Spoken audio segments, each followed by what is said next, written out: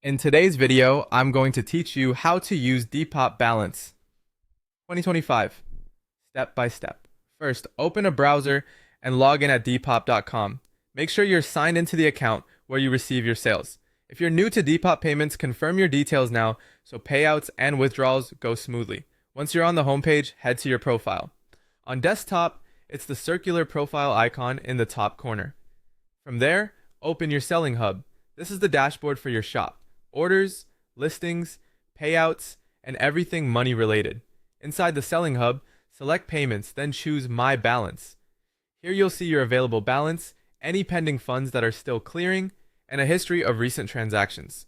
Pending simply means Depop is holding money from recent sales until the order is eligible for release, which helps protect both sides of the transaction.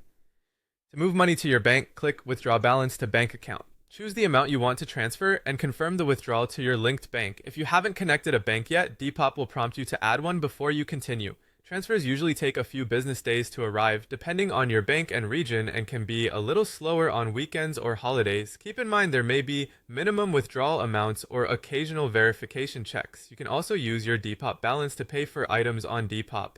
At checkout, select the option to use your balance. If your balance covers the full total, you're done.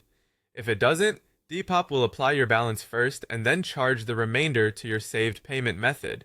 It's a simple way to spend your earnings on new finds without waiting for a bank transfer. A couple of quick tips. Make sure the name on your bank account matches your Depop details to avoid payout failures.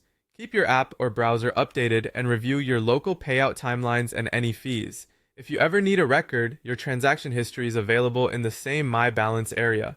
And that's the process. Log in, go to your profile, open your selling hub, tap payments, review My Balance, and either withdraw funds to your bank or use that balance at checkout. Follow these steps and you'll always know exactly where your money is and how to use it.